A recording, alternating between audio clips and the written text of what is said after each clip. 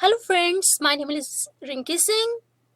I'm assistant professor at IT department, IMS Ghaziabad University Courses campus. Today's topic of discussion is queue. As we know, queue is a linear data structure where the element is inserted from one end called rear and deleted from the other end called as front. This is the data structure definition of queue. But what come into our mind when we listen the word queue? Queue of people waiting for something?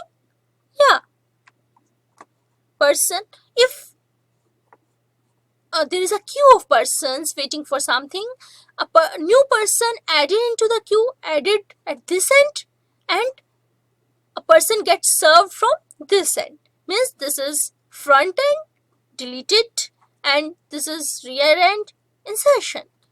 So our queue in data structure works somewhat similar to the queue in our day-to-day life. Now, queue follows FIFO, first in first out structure. That is, element inserted first will be the element which is removed first from the queue. Along with other operations, two major operations which are performed on queue are Enqueue and Dequeue. Enqueue means insertion of an element into the queue and Dequeue means deletion of an element from the queue. Insertion always takes place at rear end and deletion always takes place at front end. Along with these two operations, two more operations are required to check whether the queue is full or queue is empty. Is full, it checks whether the queue is full or not. Is empty, checks whether the queue is empty or not. Now, enqueue operation or insertion operation to the queue. To insert an element into the queue, firstly we have to check whether the queue is full or not. If there is no space in the queue, then we can't insert or we can't enqueue any element into the queue. If queue is already full, produce overflow error and exit. But if the queue is not full, means there is some space into the queue, then increment rear pointer, because we know that insertion always takes place at rear end. So we have to increment rear to point to the next empty space and then add element to the location where rear is pointing. Algorithm. If front is equal to 1 and rear is equal to 1 means front points to lower bound and rear points to upper bound. That means there is no space into the queue. Or if front is equal to rear plus 1, that also means that queue is full. Then we print overflow and exit. If front is equal to null, that means till now we have not inserted any element into the queue. Then we can say that we are inserting the first element into the queue. We create front is equal to 1 and rear is equal to 1. Else we make the value of rear is equal to 1.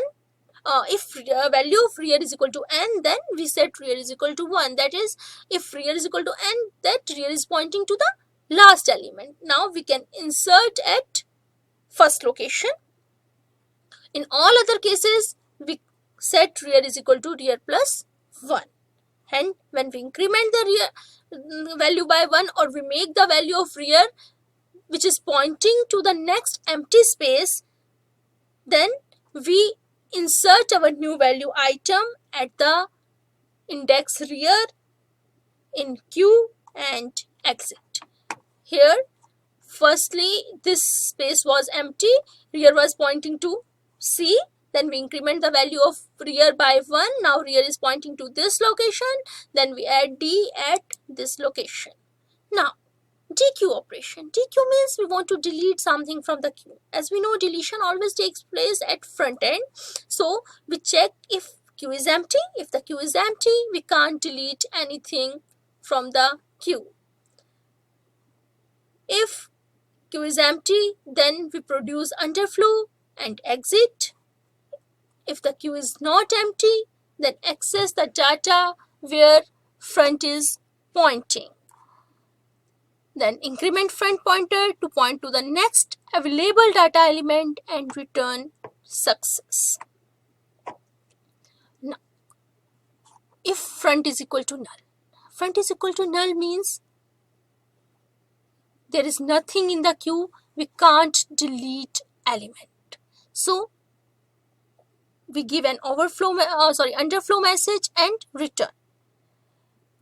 Else we set the item value at front index in the queue to the variable item, or we assign the value at front index to variable item if front is equal to rear.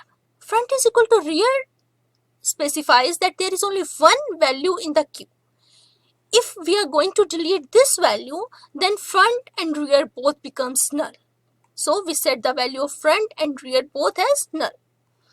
If front is equal to n, means front is pointing to last location, then after deleting this value, we have to set front is equal to 1. That is, now front will become 1 and delete the next element. In all other cases, we will set front is equal to front plus 1 and return. Thank you.